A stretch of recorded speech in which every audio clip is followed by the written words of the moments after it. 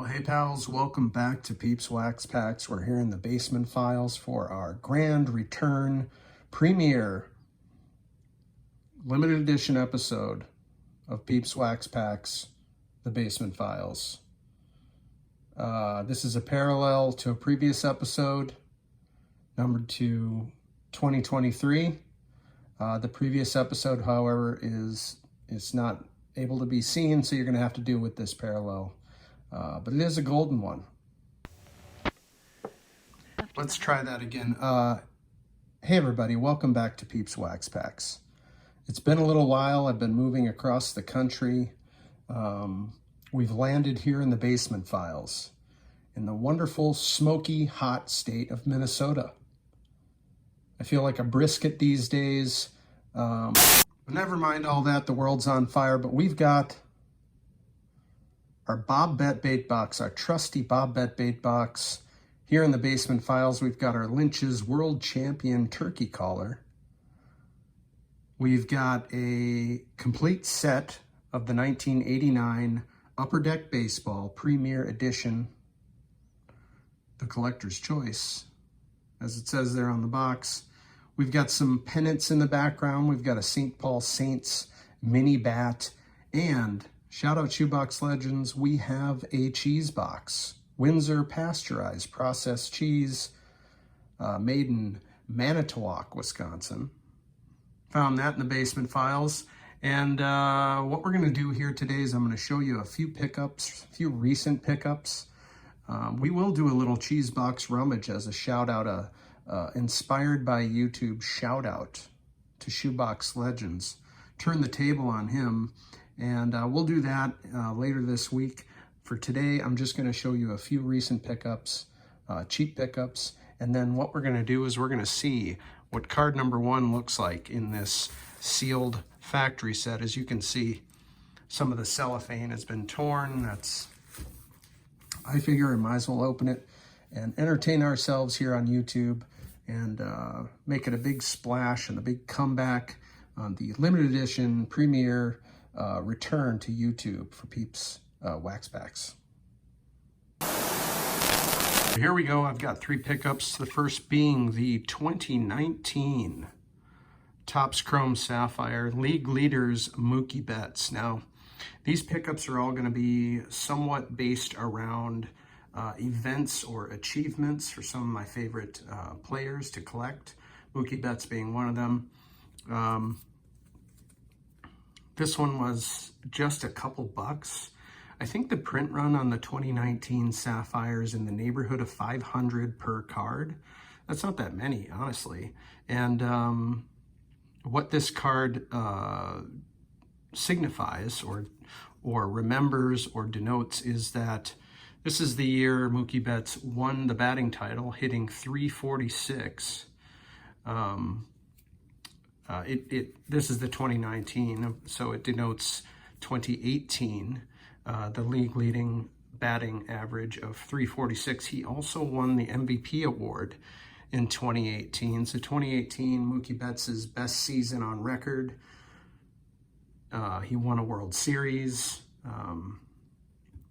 back with Boston in 2018.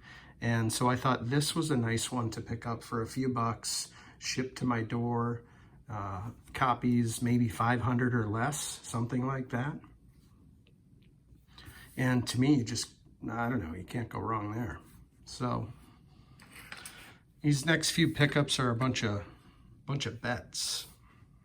Not a bunch, a few. And here we go. We've got a gold foil from 2021 Topps. Of course, the previous season, Mookie Betts won the World Series with the LA Dodgers. It was the COVID season. You can see Mookie is wearing the sort of neck scarf, as many players did, so they could pull it up over their face while in the dugout. And anyway, not that that's an important detail, but it just, those little things can tell you what the COVID season was in 2020. Like 10 years from now, you might wonder, and a little detail like that might tell you. Not that it's that important, but and another thing is, so this, what I like about this card is it denotes another championship season for Mookie Betts, who I think is well on his way to the Hall of Fame. But it is a gold foil. So these were jumbo exclusives, jumbo hobby box exclusives. And the print run on these is probably 500 to 700, something like that. Some people say 700, some people say it's closer to 500, but I don't think it's any more than 700. And so for a few bucks, believe it or not, I think this was like $3 or $4. You can't beat it in my book. So some nice cheap pickups that are very accessible here in the basement files today. And we've got one more that was also only like, I want to say $4 shipped to my door. This is the same image, Topps Gold. This might have been only $3. Sometimes you see these pop up and nobody bids on them and they start low or whatnot. And yeah, even the corners are great. The centering's great. You know, sometimes these Topps Gold borders are pretty prone to being white on the corners and such, but this one in particular is very crisp, and it was only a few bucks, and you know, it just seemed like a no-brainer to me. We'll put that next to the gold foil. And the next two pickups are right around the theme of record breaking. So we've got some championships over here with Mookie Betts. In fact, maybe we'll just remove these. We've shown them, and we'll do the last two on the little wood stands we have here in the basement files. These next two are around one of my favorite players ever, maybe my favorite player growing up. Rickey Henderson, who to me is one of the top 9, you know, if you're going to make a lineup 1 through 9, Rickey Henderson's on it, on the all-time lineup, leading off. And I picked up a copy of this because it was very reasonable. It's the 1983 Topps #2 Rickey Henderson record breaker. Now this commemorates his single season stolen base record.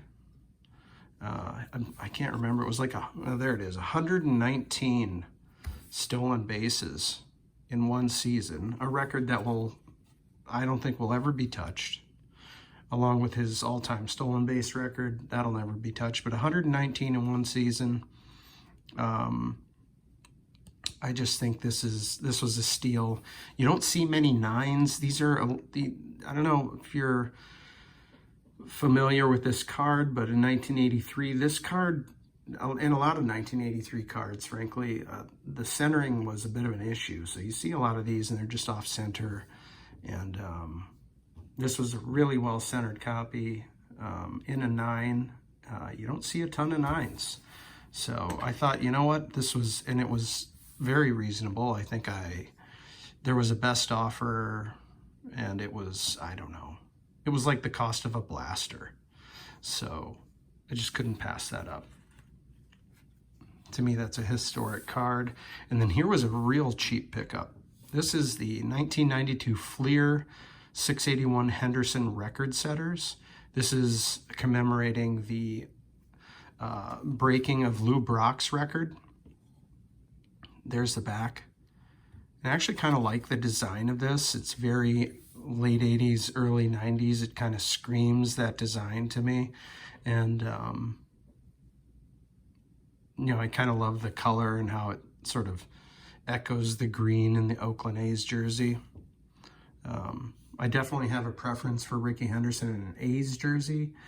I know he played for many teams after the A's and in between the 2 stints with the A's, but I collect Rickey Henderson largely in the A's uniform. But anyway, all that aside, this in a mint 9 is pretty accessible. This was like, I want to say this was like 12 bucks. So to me, it was just kind of a no-brainer. I know they made a million of these, but again, the centering's not as easy as you might think on these. And to get a 9, it might be a little more difficult than one thinks. So I thought, you know what, let's just get the 9. It was like the cost of grading, basically, or even less. So maybe they thought this was going to be a 10, and they didn't get the 10 they were hoping for. So anyway, there are the few pickups. And last but not least,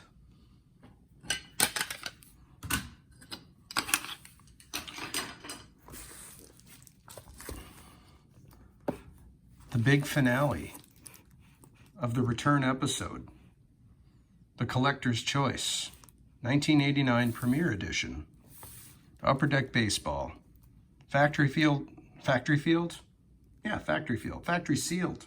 Let's try Factory Sealed set. You can see the cellophane. This is from the Basement Files. It's been here since 1989. The cellophane's broken, and I figure, you know what, let's just open it up because this is broken. It's probably a terrible idea to open this, and you can all, the few people who will see this video can let me know how terrible of an idea it is. But I want to see that Ken Griffey Jr. and see how he did back in 1989. It would be nice if it wasn't wildly off center. I know they made like a billion of these, but the centering is kind of an issue with with some of these boom wax cards. We know it's card number 1. Now, I don't know, because I've never done this. I don't know if it's here or if it's back here. Is it here? Or is it here? Is it here? Or is it here? Or maybe it's here. Anyway, let's take a quick peek. Try not to, I guess we can take this out. Here, let's show this. This is their filler, which is interesting. It's a little, oh, these are the holograms. The holograms are in this nifty little stack. It looks like a stack of quarters, but I believe these are the holograms. I mean, they really are packed like coins. Anyway, let's not bother with that. Let's see. Is this card number 1 here? It is card number 1. So card number 1, as many of you probably already knew, is right next to the holograms. Let's take it out. We'll look at the back first. Carefully, I guess. Got a couple cards here. We're gonna look at the back first, and I can already see, one of the signifiers is the hologram down there. Now you can see the hologram on this one is not perfectly centered. I don't think that would be a huge deal. The back, generally speaking, is not perfectly centered. I can see it's off right to left and a little bit top to bottom as well, so 2 directions. So that doesn't bode well for the front. I mean, that's just a guess. But let's see how we do on one of the most iconic baseball cards of the last, I don't know, 50 years? Is that fair? Yeah, let's take a look. There it is. It's not terribly off center, but you can see it's not perfect. It is off left to right a little bit, although not bad. Not bad at all. And it doesn't appear that there's any corner damage that I can see. So there you have it. The big reveal, card number 1 from 1989 Upper Deck. Ken Griffey Jr., one of the coolest rookie cards ever. So there you have it, the grand finale of the premiere return episode from the Basement Files. Thanks for coming, everybody. See you next time.